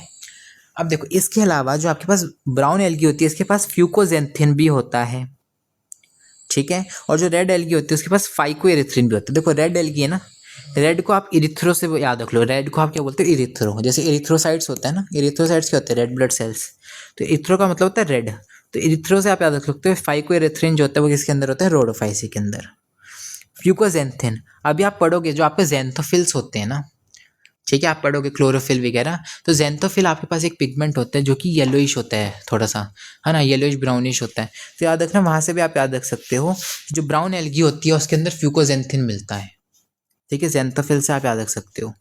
और इसका भी हम एग्जाम्पल भी पढ़ेंगे फ्यूकस, उससे और इजी याद हो जाएगा कि जो हमारे पास ब्राउन एल्गी होती है उसका एग्जाम्पल होता है फ्यूकस, तो फ्यूकस से भी आप इसको याद रख सकते हो, फ्यूकोजेंथिन। अभी हम एग्जाम्पल याद करेंगे तो उससे और इजीली याद हो जाएगा। अब देखो इसमें जो स्टोर्ड फूड होता है ग्रीन में, वो स्टार्च होता है, हमें पता है। जैसे हायर प्लांट, देखो ग्रीन एल्गी में सब कुछ हायर प्लांट्स जैसा है, जैसे हायर प्लांट्स में होता है, तो इसमें स्टोर्ड फूड भी हायर प्लांट जैसा ही होगा, विच इज स्टार्च। वहीं आपके पास जो ब्राउन एल्गी होती है उनमें क्या होता है, मैनिटोल लेमिनेरिया, लेमिनेरियन, है ना, लेमिनेरियन स्टार्च होता है। देखो इसका पैसे याद रख लो, इसका हम एग्जाम्पल एक और पढ़ेंगे, लेमिनेरिया। तो फ्यूकस जो इसका एग्जाम्पल है उससे आपको फ्यूकोजेंथिन याद हो जाएगा, और जो लेमिनेरिया इसका एग्जाम्पल होता है उससे आपको लेमिनेरियन स्टार्च याद हो जाएगा, और मैनिटोल होता है, ठीक है। और वहीं यहाँ पर इसको आप याद रख लो, फ्लोरिडियन स्टार्च। इसको हम ऐसे याद रखते हैं कि जो रेडोफाइसी है उसको ना फ्लावर्स बहुत पसंद है, ठीक है, ये बहुत कलरफुल है ना, रेड कलर की एल्गी है, इसको फ्लावर्स बहुत पसंद है, ऐसे याद रखो, तो इसलिए फ्लावर्स से याद रख लो फ्लोरिडियन स्टार्च, ठीक है। क्योंकि देखो ब्राउन तो फीका फीका सा रंग होता है थोड़ा, ग्रीन भी इतना कोई चटकदार रंग नहीं है, ये रेड कलर की एल्गी है, रेड एल्गी, सोचो रेड कलर की, इस कलर का, जिस कलर का पेन है उस कलर की एल्गी है, तो कितनी रंगीन होगी ना ये, तो इसको फ्लावर्स बहुत पसंद है, ऐसे याद रख लो, तो इसको फ्लावर्स पसंद है, तो फ्लोरिडियन स्टार्च, तो ये कौन सा स्टोर करती है फूड, फ्लोरिडियन स्टार्च, ठीक है।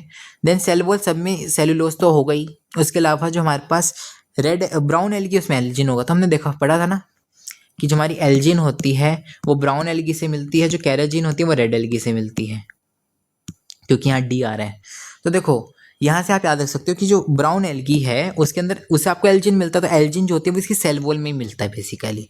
और जो आपकी रेड एल्गी होती है इसकी सेल वॉल में सेलुलोज होता है, पेक्टिन होता है, पॉलीसल्फेट एस्टर्स होते हैं, ठीक है।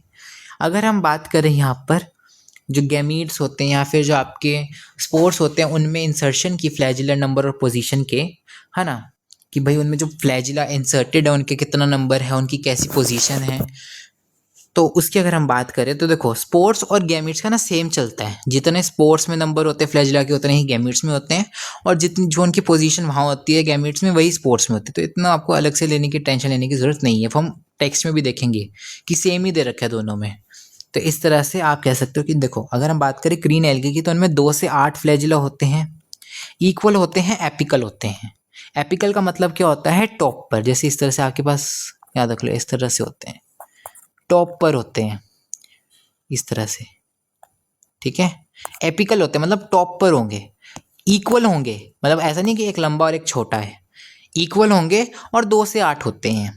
तो इसको ना पिक्चर से याद रख लो, ये आप पिक्टोरियल मेमोरी बनाओ, पिक्चर मेमोरी बनाओ, और इससे आप याद रख लो कि यहाँ पर टॉप पर हैं और इक्वल हैं साइज़ में, और 2 से 8 हैं।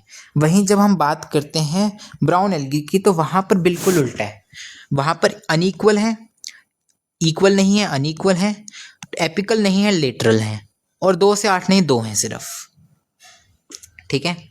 और वहीं अगर हम बात करें रोडोफाइसी की, यहाँ पर एब्सेंट ही है भाई, ब्राउन एल्गी में अपोजिट चलेगा, और रेड एल्गी में याद रखना है एब्सेंट है है ना। ऐसे याद रख लो भाई, रेड एल्गी जो है ना, इसको फ्लावर वगैरह पसंद है, ये थोड़े ज़्यादा नखरे दिखाता है रेड एल्गी।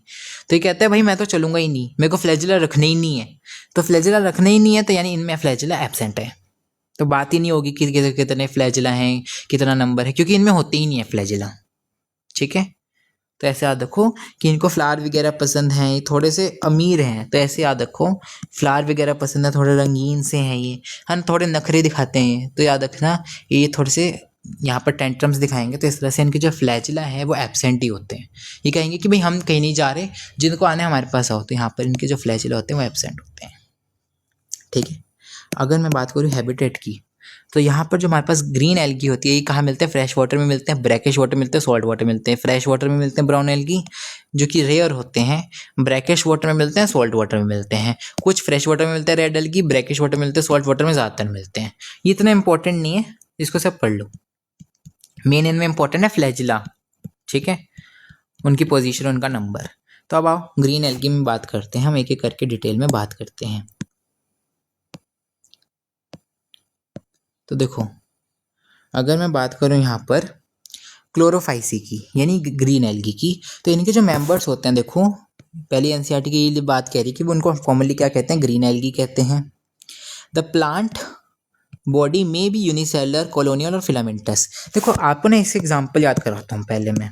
अगर आपको एग्जाम्पल याद हो जाएंगे ना, तो उससे आपको इसका डिस्क्रिप्शन ईजिली याद हो जाएगा। इसकी ट्रिक होती है देखो एग्जाम्पल याद करने की, ग्रीन एल्गी को याद करने की। क्या? Classy car SUV, classy car SUV उड़ गई, उड़ गई, इसकी ये ट्रिक होती है, उड़ गई। तो देखो क्लासी से आ जाएगा Chlamydomonas, Chlamydomonas, chlorella, Chlamydomonas and chlorella. ठीक है, कार से क्या आ जाएगा? कारा। ठीक है, एसयूवी, एस से क्या आएगा? स्पाइरोगायरा। यू से क्या आएगा? यूलोथ्रिक्स। वी से क्या आएगा? वॉल्वॉक्स। उड से याद रख लो यूडोरीना, यूडोरीना। तो क्लासी कार एसयूवी उड़ गई। तो क्लाइमाइडोमोनास, क्लोरेला, कार से आ जाएगा कारा, एसयूवी स्पाइरोगायरा, यूलोथ्रिक्स, वॉल्वॉक्स, उड से आ जाएगा यूडोरीना। तो अब आपको इससे इजीली याद हो जाएगा कि भाई हमने अभी पढ़ा कि जो हमारा वॉल्वॉक्स होता है वो क्या होता है? कॉलोनियल होता है। यूलोथ्रिक्स, स्पाइरोगायरा, फिलामेंटस होते हैं, ये दोनों यूनिसेलुलर होते हैं। जो क्लोरेला और क्लाइमाइडोमोनास होते हैं ये ऐसे होते हैं। क्लाइमाइडोमोना की अगर मैं बात करूँ, ये कुछ ऐसा दिखता है, इसका जो होता है डिस्क शेप का होता है, जिसका क्लोरोप्लास्ट होता है वो डिस्क शेप का होता है इस तरह से। ठीक है, कप शेप का होता है और इस तरह से। तो देखो ये यूनिसेलुलर होते हैं, तो वही इन्होंने लिखा है कि यूनिसेलुलर भी हो सकते हैं, कॉलोनियल भी हो सकते हैं, फिलामेंटस भी हो सकते हैं। जैसे वॉल्वॉक्स हो गया वो कॉलोनियल हो गया, फिलामेंटस आपके स्पाइरोगायरा, यूलोथ्रिक्स हो गए, यूनिसेलुलर आपके क्लाइमाइडोमोनास और क्लोरेला हो गए। They are usually grass green due to dominance of pigments chlorophyll a and b. अभी हमने बात की क्लोरोफिल ए और बी मिलता है इनमें, टेबल से हमने बात की। The pigments are localize in definite chloroplast, chloroplast में होता है। क्लोरोप्लास्ट जो है वो डिस्कॉइड भी हो सकता है, प्लेट लाइक भी हो सकता है, रेटिकुलेट भी हो सकता है, कप शेप भी हो सकता है, स्पाइरल भी हो सकता है, रिबन शेप भी हो सकते हैं इन डिफरेंट स्पीशीज। देखो इसी में मैंने बात की कप शेप्ड है जो हमारे क्लाइमाइडोमोनास हैं। उसके अलावा मैंने स्पाइरोगायरा भी बनाया था कुछ देर पहले, तो मैंने उसमें दिखाया था, उसमें रिबन शेप्ड मिल रहे हैं। ये क्या है? इसका, ये इसका क्लोरोप्लास्ट ही है। ये जो मैंने बनाया था रिबन शेप, वो इसके क्लोरोप्लास्ट ही है। तो क्लोरोप्लास्ट जो हैं वो अलग अलग शेप के हो सकते हैं, जैसे कप शेप के हो सकते हैं, यहाँ पर कप शेप के हैं, जैसे प्लेट शेप के भी हो सकते हैं, रेटिकुलेट भी हो सकते हैं, स्पाइरल भी हो सकते हैं, रिबन शेप में भी हो सकते हैं, different species. Most of the members have one or more storage bodies like pyrenoids located in chloroplast. तो याद रखना जो ग्रीन एल्गी होती है, जो हमारी क्लोरोफाइसी होती है, उनके पास क्या होता है? मोस्ट ऑफ द मेंबर्स जो होते हैं उनमें they have one or more storage bodies, जैसे कि पायरिनॉइड्स जो कि कहाँ लोकेटेड होती हैं? क्लोरोप्लास्ट में लोकेटेड होती हैं। इसको आप पैरानॉइड से याद रख सकते हो, पैरानॉइड, पैरानॉइड यानी डरावना, भयावह चीज़ को बोलते हैं हम पैरानॉइड। तो वहाँ से आप याद रख सकते हो पायरिनॉइड। तो पायरिनॉइड बॉडीज होती है क्लोरोप्लास्ट के अंदर, इनके पास, ग्रीन एल्गी के पास। और ये जो होती है स्टोरेज बॉडीज होती हैं, क्या स्टोर करती हैं? देखो ये पी से याद रख लो, पी से पायरिनॉइड, पी से प्रोटीन, तो ये क्या करती हैं, स्टार्च के अलावा प्रोटीन को स्टोर करती हैं। They contain protein beside starch. Some algae may store food in the form of oil droplets. Green algae usually have rigid cell wall made of an inner layer of cellulose and an outer layer of pectose. ठीक है, तो कह रहे green algae जो होते हैं they usually have rigid cell wall, जहाँ पर जो इनर लेयर होती है वो सेलुलोज की बनी होती है, जो आउटर लेयर होती है वो पैक्टोज की बनी होती है। ठीक है, ये इनर लेयर जो है वो सेलुलोज की है, सेल वॉल में सेलुलोज, और बाहर वाली जो है वो पैक्टोज की है। ठीक है, देखो vegetative reproduction usually takes place by fragmentation only. Asexual reproduction is by flagellated zoospores produced in zoosporangia. ये हमने बात ऊपर भी पढ़ी है ना, एल्गी में भी। The sexual reproduction shows considerable variations in the type and formation of sex cells and it may be isogamous and isogamous oogamous. देखो हमने आइसोगैमस में किसके एग्जांपल पढ़े थे, स्पायरोगायरा के एग्जांपल पढ़े थे और यूडोरिना के एग्जांपल पढ़े थे, यूडोरिना नहीं सॉरी यूलोथ्रिक्स के। देखो दोनों ही क्या है, आइसोगैमस है ना, और दोनों ही ग्रीन एल्गी हैं, तो यानी ग्रीन एल्गी आइसोगैमस भी हो सकता है। अच्छा, जो हमारे एनाइसोगैमस है, एनाइसोगैमस में हमने किसका एग्जांपल पढ़ा था, यूडोरिना का, और यूडोरिना किसका एग्जांपल है, यूडोरिना एग्जांपल है हमारे ग्रीन एल्गी का, तो इसलिए हम ये कह सकते हैं कि एनाइसोगैमस भी हो सकते हैं। और ऊगैमस में किसका एग्जांपल पढ़े हैं, वॉल्वॉक्स का, तो वॉल्वॉक्स हमारा ग्रीन एल्गी है, तो इसलिए हम ये कह सकते हैं ग्रीन एल्गी में हमें ऊगैमस भी देखने को मिल सकती है रिप्रोडक्शन। तो इस तरह से हमारे पास तीनों तरह के जो है यहाँ पर गैमीट्स और जो आपके स्पोर्स हैं वो बन सकते हैं। Some commonly found green algae are, ठीक है, मतलब स्पोर्ट्स तो नहीं मिल सकते पर गैमीट्स हमें तीनों तरह के यहाँ पर देखने को मिल सकते हैं। आइसोगैमस भी देखने को मिल सकते हैं गैमीट्स हमारे, और जो हमारे गैमीट्स है वो ऊगैमस भी देखने को मिल सकते हैं, और एनाइसोगैमस कंडीशन में भी देखने को मिल सकते हैं। Some commonly found green algae are Chlamydomonas, Volvox, Ulothrix, Spirogyra and Chara, जो हमने एग्जाम्पल्स देखे। नेक्स्ट हमें याद रखना है ब्राउन एल्गी को। ब्राउन एल्गी, इसकी ट्रिक क्या होती है, इसके भी हम पहले एग्जांपल्स याद रख लेते हैं। अच्छा, इसमें हमने फ्लैजिला तो देख ही लिए ग्रीन एल्गी में कि इनमें 2 से 8 होते हैं, है ना, और यहाँ पर इक्वल शेप इक्वल साइज के होंगे, और यहाँ पर एपिकल होंगे, चाहे वो गैमीट्स हो चाहे स्पोर्ट्स हो, दोनों में ही ये होगा, क्योंकि इनमें स्पोर्ट्स भी जो है वो मोटाइल होते हैं। ठीक है, दोनों में यही होगा। उसके अलावा अगर हम बात करें यहाँ पर ब्राउन एल्गी की, तो इसमें एग्जांपल्स कैसे हमें याद रखने हैं। देखो इसकी ट्रिक क्या होती है, एक दीदी लाई साग फोकट में, एक दीदी लाई साग फोकट में, तो इसकी ट्रिक हमारे पास ये होती है, एक से आएगा एक्टोकार्पस, यहाँ पर इससे आएगा डिक्टियोटा, डिक्टियोटा, लाई से आएगा लेमिनेरिया, साग से आएगा सारगैसम, पॉकेट से आएगा फ्यूकस। तो याद रखना, तो इसी से हमने याद रखना, लेमिनेरिया का एग्जांपल है तो लेमिनेरियन स्टार्च, फ्यूकस से आएगा फ्यूकोजेंथिन, फ्यूकोजेंथिन ने स्टोर कर रहा था ना पिगमेंट। ठीक है, लेमिनेरिया से आप याद रखोगे लेमिनेरियन स्टार्च। तो जो मेंबर्स होते हैं फियोफाइसी के, इनको हम ब्राउन एल्गी कहते हैं कॉमनली, और ये कहाँ मिलते हैं प्राइमरीली, ये प्राइमरीली मेराइन हैबिटेट्स में मिलते हैं। They show great variations in size and form, ये रेंज करते हैं from simple branch filamentous form जैसे कि Ectocarpus to profusely branch forms as represented by kelps. देखो कैल्प्स की तो हमने वैसी ब्रांच की बात की थी कि कई मीटर लंबे होते हैं, यहाँ पर लिखा भी है देखो, ये 100 मीटर लंबे होते हैं, इतने लंबे लंबे होते हैं, और ये कहीं फीट कहीं मीटर लंबे होते हैं, है ना। तो ये ब्राउन एल्गी के ही एग्जांपल होते हैं कैल्प हमारे।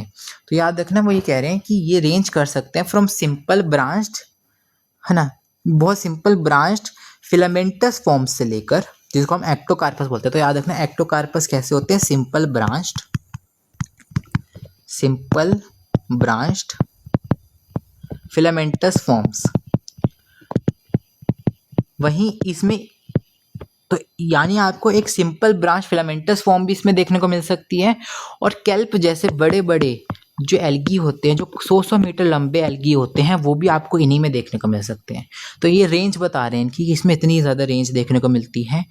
वहीं वो ये कह रहे हैं इसमें कौन कौन से पिगमेंट्स देखने को मिलते हैं, क्लोरोफिल ए और सी देखने को मिलते हैं, अब देखो मैंने क्या होता है, ब्राउन एल्गी है ना, फ्यूकोजेंथिन देखने को मिलता है, और उसके अलावा आपको इसमें कैरोटिनॉइड्स और ज़ैंथोफिल्स भी देखने को मिलते हैं। ज़ैंथोफिल का कलर कैसा होता है, ये जो होता है येलोइश कलर का होता है, वही कैरोटिनॉइड्स जो होते हैं वो कैरेट कैसा कलर का होता है, ऑरेंज, तो ये भी ऑरेंजिश कलर के होते हैं, ठीक है, ऑरेंजिश येलोइश कलर के होते हैं कैरोटिनॉइड्स।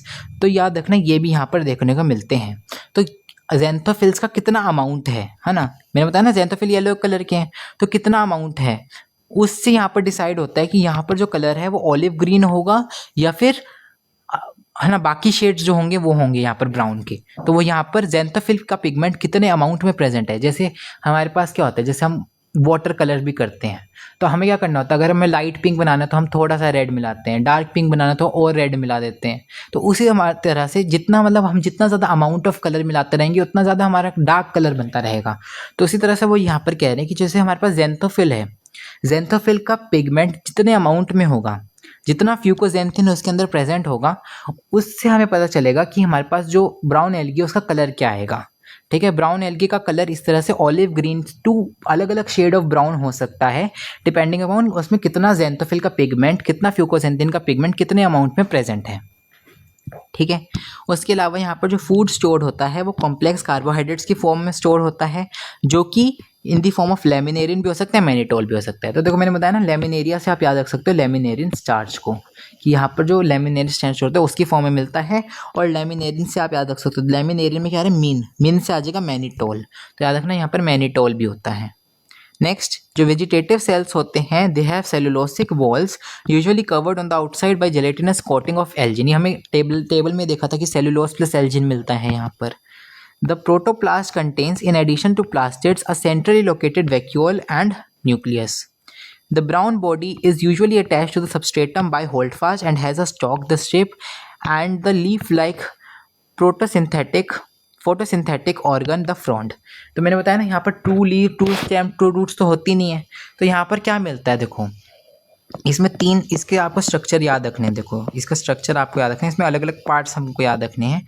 यहाँ पर सबसे पहले तो एक होल्ड फास्ट मिलता है। होल्ड फास्ट वो होता है जिससे ये जो एल्गी होती है वो सबस्ट्रेटम यानी धरातल, जो ज़मीन होती है, जो भी बेस होता है ना, वहाँ से अटैच होती है।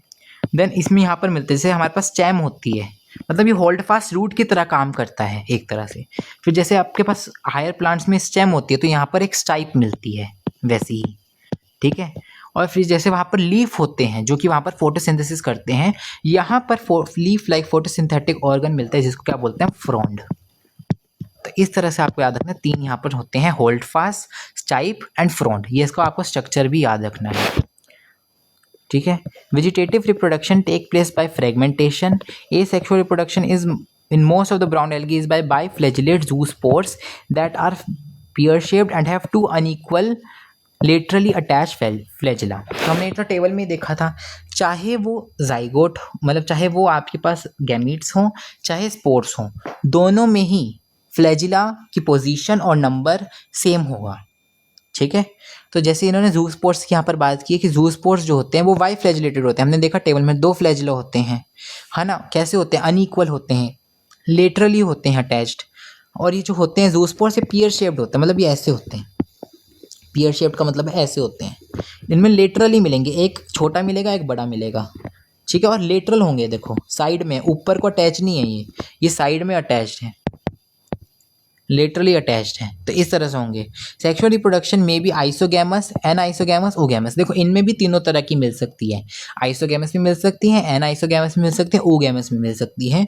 अब यहाँ पर जो यूनियन ऑफ गैमीट्स है में टेक प्लेस इन वाटर और with in the oogonia oogamous species में।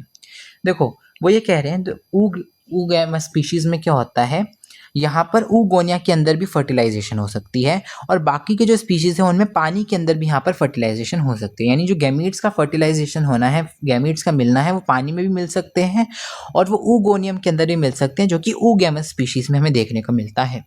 जो यहाँ पर गैमीट्स होते हैं, देखो मैंने बताया ना, गैमीट्स और स्पोर्ट्स के लिए सेम लिखा हुआ है इन्होंने सब में, तो इसलिए टेंशन लेने की जरूरत ही नहीं कि यहाँ पर जो टेबल है उसमें फ्लैजिला वो किसकी बात कर रहे हैं, गैमीट की या स्पोर की, क्योंकि दोनों में सेम ही लिखा हुआ है। जो चीज़ उन्होंने गैमीट में लिखी है वही चीज़ उन्होंने स्पोर में भी लिखी है। जैसे गैमीट में भी देखो उन्होंने ये लिखा है कि जो गैमीट होते हैं वो पायरी फॉर्म होते हैं, यानी पियर शेप्ड होते हैं, और वो two laterally attach flagella contain करते हैं। सेम ही चीज़ लिखी हुई है। कि इनमें भी दो फ्लैजिला हैं और लेटरली अटैच्ड हैं। और इनमें बता दूँ अनइक्वली होते हैं इनमें भी। The common forms are Ectocarpus, Dictyota, Laminaria, Sargassum and Fucus. तो ये बहुत ईजी है, अगर हमें एग्जाम्पल याद हो जाएं, अगर हम टेबल को याद रख लें, अगर हमें कुछ और चीज़ें बेसिक याद हो जाएं, तो हम इसको ईजिली याद कर सकते हैं जो पैराग्राफ दे रखे हैं। उसके अलावा अगर हम बात करें रेड एल्गी की, इनको हम रोडोफाइसी भी बोलते हैं। अगर इनकी हम बात करें, इनके जो मेंबर्स होते हैं इनको हम रेड एल्गी बोलते हैं because of the predominance of red pigment r phycoerythrin. हमने पढ़ा था इनमें कौन सा पिगमेंट मिलता है, इनमें एक तो क्लोरोफिल ए मिलता है, एक क्लोरोफिल डी मिलता है, और इसके अलावा इनमें फाइकोएरिथ्रिन भी मिलता है। इसी कारण से इनके पास रेड कलर आता है, क्योंकि इनके पास फाइकोएरिथ्रिन है। एरिथ्रिन का मैंने मतलब बताया था रेड होता है। Majority of the red algae are marine with greater concentrations found in the warmer areas. वो कह रहे हैं कि majority of the red algae जो होते हैं वो मेराइन होते हैं, और ज़्यादातर ये कहाँ मिलते हैं, ये वहाँ पर ज़्यादा कंसनट्रेटेड होते हैं जहाँ पर गर्म इलाके होते हैं। मतलब वो पानी में ही मिलेंगे, वो मेराइन में ही मिलेंगे, समुद्र में ही मिलेंगे, लेकिन उनमें भी जो वार्मर एरियाज़ हैं जहाँ पर थोड़ा गर्म है पानी, जहाँ पर थोड़ा गर्म है इलाका, वहाँ पर ही मिलते हैं। ये दोनों में अकर करते हैं। वेल लाइटेड रीजन्स में भी पाए जाते हैं जो कि सरफेस ऑफ वाटर के पास है, और at the depths of ocean में भी पाए जाते हैं जहाँ पर कम लाइट पहुँच पाती है। दोनों जगह मिलते हैं ये। देखो जो इनका रेड थैलस होता है, जो रेड थैलो होता है रेड एल्गी का, वो क्या होता है, मल्टी सेलुलर होता है। ये तो मैंने बता ही दिया। यूनिसेलुलर सिर्फ दो हैं हमारे पास, वो भी ग्रीन एल्गी में ही है, क्लोरेला एंड क्लामाइडोमोनास। तो हमारा जो रेड एल्गी का जो रेड थैलाई है वो मल्टी सेलुलर है। Some of them have complex body organisation. Food किसकी फॉर्म में स्टोर होता है, फ्लोरिडियन स्टार्च। इसको हमने फ्लावर से याद किया ना, तो यहाँ पर जो स्टार्च जिसकी फॉर्म में यहाँ पर स्टोर होता है वो होता है Floridean starch, which is very similar to amylopectin and glycogen in structure. वो कह रहे हैं जो फ्लोरिडियन स्टार्च होता है ना, ये अमाइलोपेक्टिन और ग्लाइकोजन से बहुत सिमिलर होता है स्ट्रक्चर में। ये हमें तब बात ज़्यादा समझ में आएगी जब हम पढ़ेंगे हमारा बायोमोलिक्यूल्स, कि ग्लाइकोजन के सिमिलर स्ट्रक्चर का क्या मतलब है। यहाँ पर अमाइलोपेक्टिन के सिमिलर स्ट्रक्चर का क्या मतलब है मैं बता देता हूँ। देखो ग्लाइकोजन में ना इस तरह का स्ट्रक्चर मिलता है, ब्रांच स्ट्रक्चर देखने को मिलता है। तो ये जो हमारे पास होता है ना फ्लोरिडियन स्टार्च, इसका भी ऐसी ब्रांच का स्ट्रक्चर होता है, तो इसलिए इन्होंने ऐसे लिखा है। अमाइलोपेक्टिन का भी ऐसी स्ट्रक्चर होता है, ब्रांच्ड। अमाइलोज का अलग होता है, अमाइलोपेक्टिन का ऐसी होता है। तो याद रखना अमाइलोपेक्टिन और ग्लाइकोजन दोनों का स्ट्रक्चर ऐसी होता है, ब्रांच्ड। इसमें ऐसे ब्रांचेस निकली होती है। तो जो हमारा फ्लोरिडियन स्टार्च होता है उनका भी ऐसा ही स्ट्रक्चर होता है। ये बात हमें बायोमोलिक्यूल्स में इसी ज़्यादा अच्छे से समझ में आएगी। जो रेड एल्गी होते हैं यूजुअली रिप्रोड्यूस करते हैं वेजिटेटिवली बाय फ्रेगमेंटेशन। देखो सब में वेजिटेटिव रिप्रोडक्शन फ्रेगमेंटेशन से होगी, और जो एसेक्सुअल रिप्रोडक्शन है वो एसेक्सुअल स्पोर्स से होगी। लेकिन अगर हम यहाँ पर बात करें, यहाँ पर जो वो एसेक्सुअल स्पोर्स है, बाकियों में वो मोटाइल थे, यहाँ पर नॉन मोटाइल। तो मैं बताया ना, यहाँ पर चाहे आपके पास गैमीट्स की बात हो चाहे स्पोर्स की बात हो, दोनों में हम सेम ही बात करेंगे। तो हमने कहा था वहाँ पर फ्लैजिला नहीं मिल रहे थे जब हमने फ्लैजिला की बात की थी, है ना, नंबर और पोजीशन की। तो हमने बात की थी ना रेड एल्गी में फ्लैजिला नहीं मिल रहे थे। तो फ्लैजिला नहीं मिलने का मतलब क्या है, फ्लैजिला होते तभी मोटिलिटी आती है, फ्लैजिला के मूवमेंट से ही मोटिलिटी आती है, मूव करते हैं वो। तो फ्लैजिला नहीं होंगे तो नॉन मोटाइल होंगे। और जो बात गैमीट्स में होगी वही स्पोर्ट्स में होगी। तो यहाँ पर याद रखना स्पोर्ट्स भी नॉन मोटाइल होते हैं और गैमीट्स भी नॉन मोटाइल होते हैं। बाकियों में जो स्पोर्ट्स थे और गैमीट्स थे दोनों मोटाइल थे, लेकिन रेड एल्गी में दोनों ही नॉन मोटाइल होते हैं। यहाँ पर कैसी रिप्रोडक्शन देखने को मिलती है, oogamous। याद रखना यहाँ पर कैसी रिप्रोडक्शन देखने को मिलती है, oogamous। बाकियों में देखो चाहे वो ग्रीन एल्गी चाहे वो ब्राउन एल्गी थे, दोनों में ही oogamous भी हो सकती थी, एनाइसोगैमस भी देखने को मिलती थी और आइसोगैमस भी देखने को मिलती है कहीं कहीं में, है ना।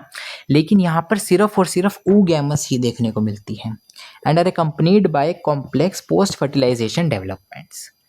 द कॉमन मेंबर्स आर, इसको आप याद रख लो, पीपीजीजी। इसकी ट्रिक होती है पीपीजीजी। तो पी से क्या आएगा, पॉलीसाइफोनिया, पी से आएगा पोरफायरा, जी से आएगा ग्रेसिलेरिया और जी से आएगा जेलिडियम। ठीक है, इसके 4 एग्जाम्पल हैं, पोरफायरा, पॉलीसाइफोनिया, ग्रेसिलेरिया, जेलिडियम। इन दोनों से आपको क्या मिलता है, अगार अगार मिलता है ना, हमने देखा था। अब देखो नेक्स्ट हमें बात करनी है एक इंपॉर्टेंट टॉपिक की। वैसे एनसीईआरटी में तो यहाँ पर ख़त्म हो गया है, पर हमें एक और टॉपिक की यहाँ पर बात करनी है, विच इज़ लाइफ साइकिल। थोड़ी सी बात करनी है, ज़्यादा इसमें है भी नहीं। देखो अगर हम बात करें नॉर्मल लाइफ साइकिल की जो हमें प्लांट्स में देखने को मिलती है वो कैसी होती है, फिर हम एल्गी की बात करते हैं। देखो जो लाइफ साइकिल होती है उसमें 2 ऑर्गेनिजम्स आपको देखने को मिलते हैं। एक होते हैं हमारे पास गैमेटोफाइट्स, एक होते हैं हमारे पास स्पोरोफाइट। तो एक होता है स्पोरोफाइट, 2 तरह की आपको फॉर्म्स देखने को मिलते हैं, एक तो स्पोरोफाइट और एक गैमेटोफाइट। दो तरह की आपको स्टेजेस देखने को मिलती है मेनली लाइफ साइकिल में। एक तो गैमेटोफिटिक स्टेज देखने को मिलता है, एक स्पोरोफिटिक स्टेज देखने को मिलती है प्लांट्स में। स्पोरोफाइट जो होता है याद रखना, ये डिप्लॉयड होता है, ये 2n होता है। और जो हमारे पास गैमेटोफिटिक स्टेज होती है उसमें जो हमारे पास बॉडी होती है वो हैप्लॉइड होती है। As the name suggest, sporophyte क्या करता है, स्पोर बनाता है। तो यहाँ पर ये स्पोर बनाएगा, स्पोर। और क्योंकि इन स्पोर्स ने जर्मिनेट करके गैमेटोफाइट बनाना है, तो ये स्पोर्स भी कैसे होने चाहिए, ये स्पोर भी कैसे होने चाहिए, हैप्लॉइड होने चाहिए। क्योंकि इनको आधे नंबर होने का मौका थोड़ी ना मिलेगा, ये खुद म्यूसिस वगैरह कुछ नहीं करेंगे, ये सीधा जाकर जर्मिनेट करेंगे और आपके पास गैमेटोफाइट बनाएंगे। तो ये ऑलरेडी ये क्या होने चाहिए, हैप्लॉइड होने चाहिए। तो यहाँ पर ये कैसे बनता है, 2n से अगर n जा रहा है तो म्यूसिस नहीं होना चाहिए, रिडक्शनल डिवीजन होना चाहिए, विच इज म्यूसिस होता है यहाँ पर। तो याद रखना, स्पोरोफाइट म्यूसिस करके यहाँ पर स्पोर्स बनाता है जो कि हैप्लॉइड होते हैं। ये स्पोर्स आगे जाके जर्मिनेट करते हैं और क्या बनाते हैं, हैप्लॉइड गैमेटोफाइट बनाते हैं। अब ये gametophyte as the name suggest gametes बनाएगा। तो यहाँ पर एक तो मेल गैमीट बनता है और एक फीमेल गैमीट बनता है। और ये गैमीट क्या करते हैं, आगे जाके फ्यूज करके जाइगोट बनाएंगे। ये भी n है, ये भी n है। तो ये किससे बन रहे हैं, माइटोसिस से बन रहे हैं, क्योंकि n से n बन रहा है तो माइटोसिस ही होगा। और यहाँ पर दोनों के फ्यूजन से यहाँ पर 2n बनेगा विच इज जाइगोट। और ये जाइगोट आगे जाके क्या करेगा, इसमें मल्टीपल डिविजन्स होंगी, ये और सारे सेल्स बनाएगा और ये स्पोरोफाइट बना लेगा। तो इस तरह की यहाँ पर पूरे प्लांट में लाइफ साइकिल चलती है। सब में ये कॉमन लाइफ साइकिल है जो सब में देखने को मिलेगी, चाहे वो आपके पास एल्गी हो, चाहे वो ब्रायोफाइट्स हो, चाहे वो टेरिडोफाइट्स हो, चाहे वो जिम्नोस्पर्म्स हो, चाहे वो एंजियोस्पर्म्स हो, ये सब में देखने को मिलेगी।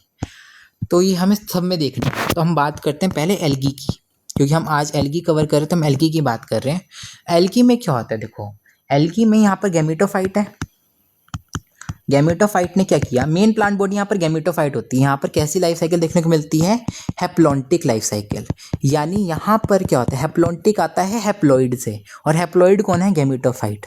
तो यहाँ पर जो आपको मेन प्लांट बॉडी जो होती है वो गैमेटोफाइट देखने को मिलती है। यहाँ पर जो मेन प्लांट बॉडी होती है वो हैप्लॉइड होती है और वो गैमेटोफाइट होती है।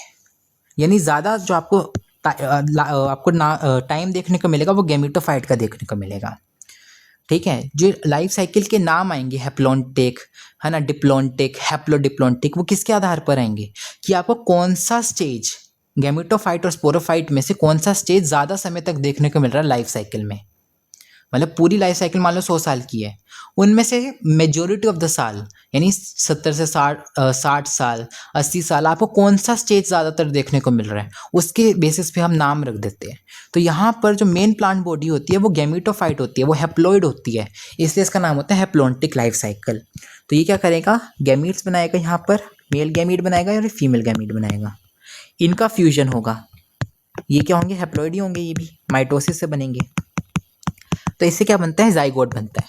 यहाँ पर आपको बात जानने की ज़रूरत है, यहाँ पर जो आपके पास ये जाइगोट बना ना, यूनिसेलुलर, एक सेल्ड है, ये सिंगल सेल्ड है, अभी ये एक ही सेल्ड है, सिंगल सेल्ड जाइगोट है। यहाँ पर यही स्पोरोफाइट कहलाया जाता है, यहाँ पर यही स्पोरोफाइट कहलाया जाता है। ये फर्दर मल्टीपल डिवीजन करके आपके पास स्पोरोफाइट नहीं बनाता। यहाँ पर जो जाइगोट होता है वही स्पोरोफाइट कहलाया जाता है। जाइगोट मल्टीपल डिवीजन करके मल्टी सेलुलर स्पोरोफाइट नहीं बनाता। यानी यहाँ पर देखो स्पोरोफाइट कितना reduced, that is highly reduced. वहीं गैमेटोफाइट मेन प्लांट बॉडी है, इसलिए इसको हम हैप्लॉन्टिक लाइफ साइकिल कहते हैं। इसकी जो लाइफ साइकिल होती है उसको हम हैप्लॉन्टिक लाइफ साइकिल कहते हैं, क्योंकि स्पोरोफाइट एक सिंगल सेल्ड है, यहाँ पर बहुत ज़्यादा रिड्यूस्ड है, उसकी हमने इज्जत की ही नहीं है। ठीक है, और यहाँ पर जो मेन प्लांट बॉडी है वो गैमेटोफाइट है ना, उसी की इज्जत है। मेन प्लांट बॉडी हमने गैमेटोफाइट को ही कंसीडर किया है। स्पोरोफाइट तो एक सिंगल सेल रह चुका है, उसको हमने कोई इज्जत नहीं दी है। तो इसलिए यहाँ पर इसको हम डिप्लॉन्टिक तो कह ही नहीं सकते, क्योंकि हमारा स्पोरोफाइट डिप्लॉइड होता है ना, इसको डिप्लॉन्टिक तो कह ही नहीं सकते, इसको हम हैप्लॉन्टिक बोलते हैं, क्योंकि मेन प्लांट बॉडी गैमेटोफाइट है। स्पोरोफाइट को तो हमने कोई इज्जत ही नहीं दी। अब देखो यहाँ पर क्या होगा, यही जाइगोट स्पोर्स बनाएगा और यही स्पोर्स क्या करेंगे, क्योंकि यही स्पोरोफाइट है, यही स्पोर्स आगे जाके जर्मिनेट करके गैमेटोफाइट बना लेंगे। तो ये हमारे पास एल्गी की लाइफ साइकिल है, जहाँ पर मेन प्लांट बॉडी सिर्फ और सिर्फ गैमेटोफाइट होती है। स्पोरोफाइट को हमने कुछ नहीं समझ रखा है यहाँ पर स्पोरोफाइट एक सिंगल सेल्ड जाइगोट होता है सिंपली। तो यहाँ पर गैमेटोफाइट ने क्या किया, गैमीट्स बनाए, हैप्लॉइड माइटोसिस, क्योंकि ये भी एन है ये भी एन है, तो माइटोसिस ही होगी, मियोसिस तो हो नहीं सकती। और यहाँ पर क्या बनेगा, इनके फ्यूजन से जाइगोट बनेगा, और जाइगोट जो है वो सिंगल सेल्ड है, और यही जो है इस स्पोरोफाइट है, यही यहाँ पर स्पोर्स बनाएगा जो कि जर्मिनेट करके गैमेटोफाइट बनाएंगे। इस तरह से हमारी एल्गी की लाइफ साइकिल ख़त्म होती है। Thank you all for today. हमने आज एल्गी को देखा, हमने और अच्छे से एल्गी को समझा और उसको जानने की कोशिश की।